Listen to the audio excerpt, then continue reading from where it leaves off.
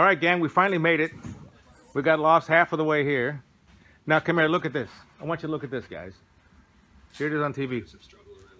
Well, you just missed it. You seen Tiger there was practicing his chipping. Practicing his approach shots and everything. So look at this. You've got tons of putters. Sam, tell us exactly what you guys... This is Sam. What was your last name again? Robinson. Robinson. Sam Robinson. What does My Golf Spy do? So we're the Consumer Reports of golf. So we're the only unbiased, unpaid golf equipment testing source in the country, and as far as we know, in the world. Basically, I have relationships with all the manufacturers. So every year I call them and say, hey, we're doing our big testing. We'd like you to submit all of your equipment. And last year was the first year we did the full bag. Before that, we only did drivers and putters. But last year we expanded to drivers, woods, hybrids, irons, wedges, and putters. So you know, you can see we ask a lot of the manufacturers to send us all the equipment, but it really does a service to the consumer, because a lot of, like many industries, a lot of what you see these days is mostly marketing. And with, you know, between, you know, player ambassadors and the digital space now, it's easier than ever for a company to make claims that, you know, aren't always true. So we're out there to make sure that the consumer knows what to buy, you know, where to buy it, things like that, what to look for and things like that.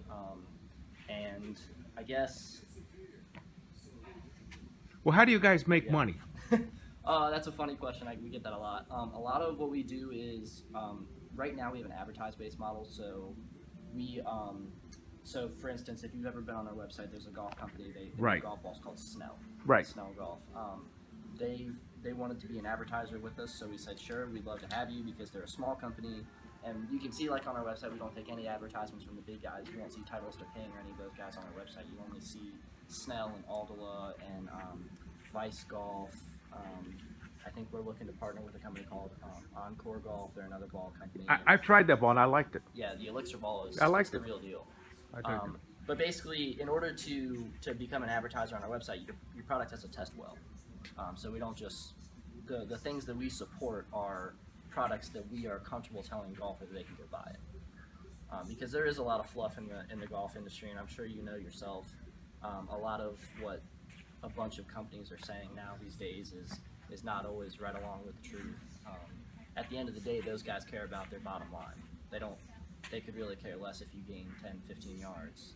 They're more about whether you buy their $500 driver or not. Yeah, I have to admit I'm somewhat biased, because I really like what you guys do, and I actually read it, and I actually believe you guys do work pretty much independently, because and the writing's well done. Whoever's doing a lot of the writing. We've got a really good editing team. Yeah, they're good. Tony, our editor, is really good, and you know, even the articles that you see me write, you know, don't publish this anywhere. But not a lot of what I write gets published. A lot of it gets changed because it's not always up to standards, to Tony's standards. So, well, Tony's good. Whatever he's doing, the writing is well done. They're really good. And our team of guys. We've got guys all over the country.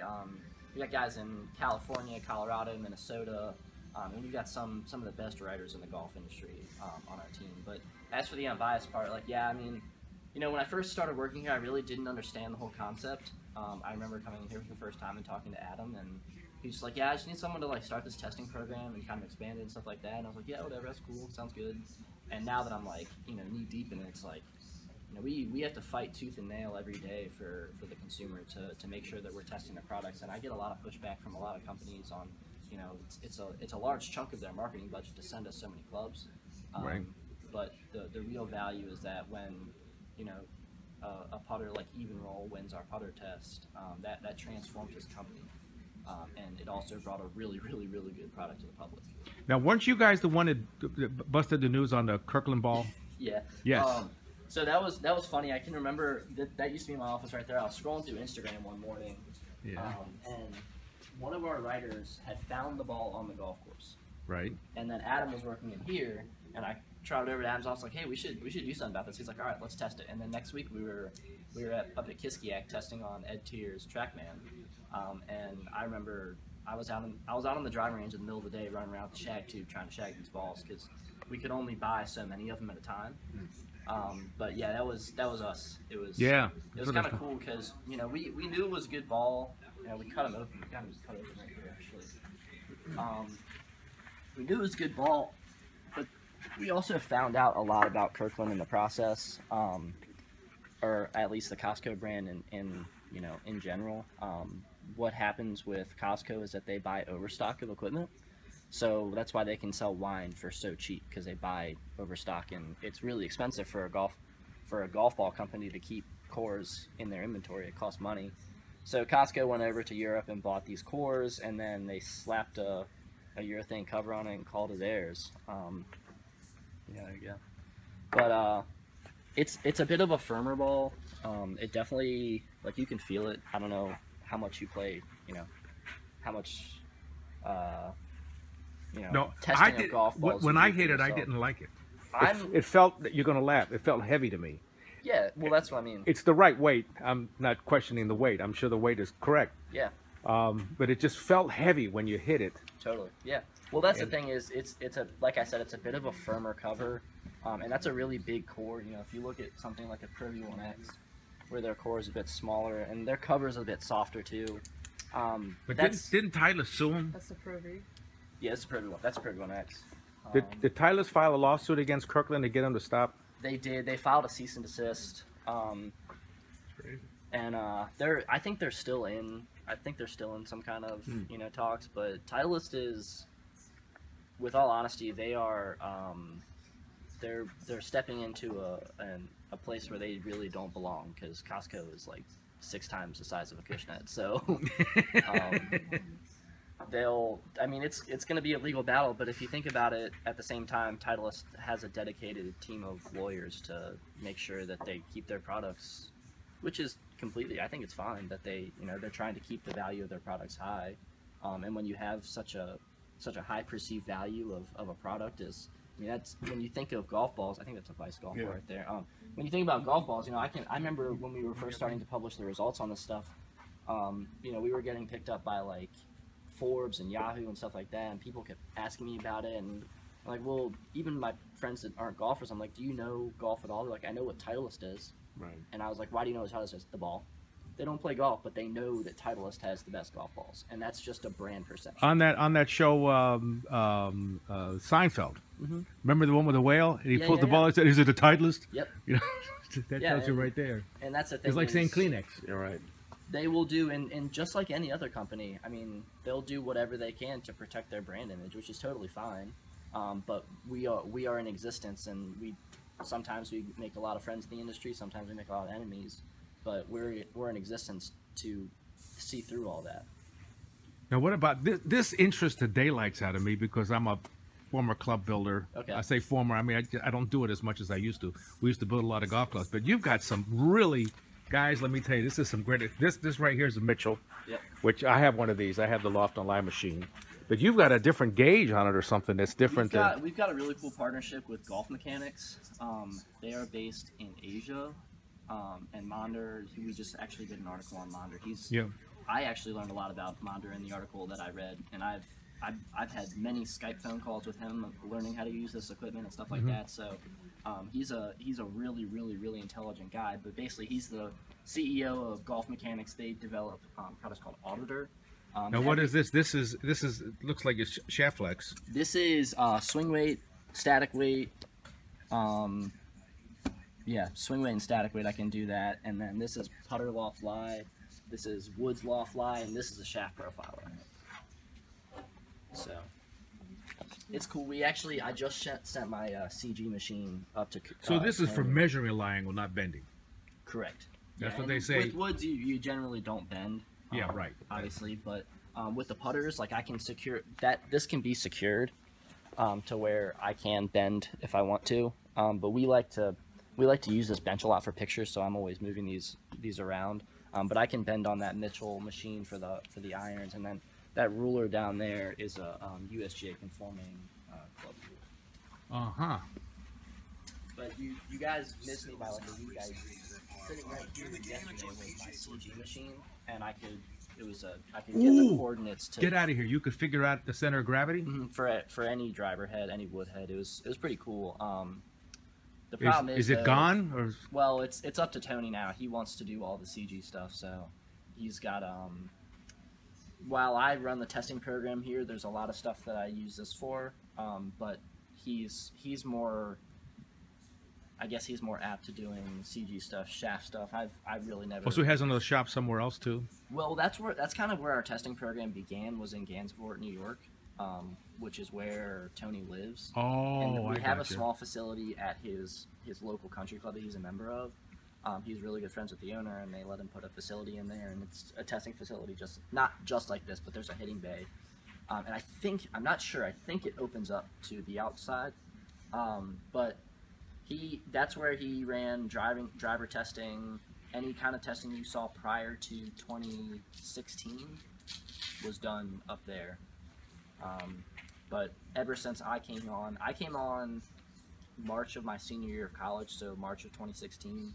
I came in here, and then I worked part-time until graduation, and then once graduation, I mean, we were feet on the ground running with driver testing.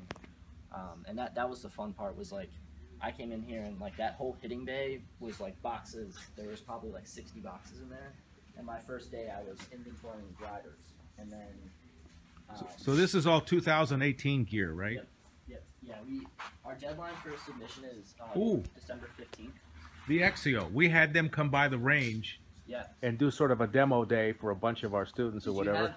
He's a new local rep, right? Right. Yeah, they stopped by here too. It was pretty cool. A real nice guy, but you know, $650 for their driver. I know, and that's the thing, is it's at a price point where it's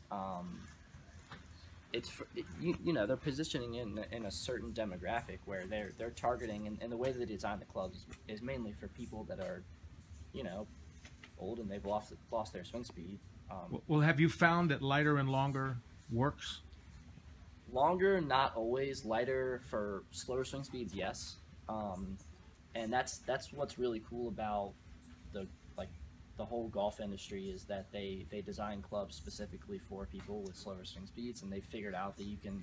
I mean, Zexio is cool because they've developed the grip, the shaft, and the head all to work together to help you achieve the maximum distance. And they came by here and they were really, really confident that with our, 50 and older demographic, it's gonna really improve their game. But the way that we calculate data is a strokes gained formula. So we've applied Mark Birdie's strokes gained theory to the way that we can basically rank clubs against each other. And what we found is that longer means more than straight. So I was talking about it. We had Darren Rifen here on Thursday, and he has a new product that he was talking about, where it's kind of like a replacement for your 3-wood and driver, sort of. But I was hitting it. It's so unbelievably accurate. Like, I just kept hitting it so straight, and I was looking at Adam, and I was like, maybe I should think about taking my driver out, because I was hitting it like 280 dead down the middle every single time. But my driver, I can hit my driver like 320, and the dispersion goes from here to here. Right. But because I'm this much further, that's better for my game. You're hitting a 9-iron instead of a 7-iron. Right. Exactly. So, but even since I started working here, golf technology has come a long way. I used to play ping S56 irons in college, and I was hitting 7-iron, I don't know, on a hot day, downwind, I could hit it like 175. Right. And now I smooth an 8-iron that far, only because I look just the same as I did in college. My clubs are just better. Like, the technology, they're able to thin faces out and lighten shafts, and they can add loft, because those two things increase the trajectory of the ball. So you can, not add loft, I'm sorry, subtract loft. You can add distance without sacrificing trajectory. So what clubs do you play with? I play.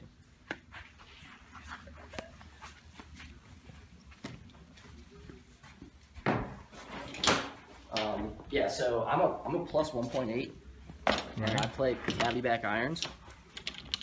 Were you playing with the Strix on? Yeah. Oh, these are nice. Those are some of the best irons I've ever owned.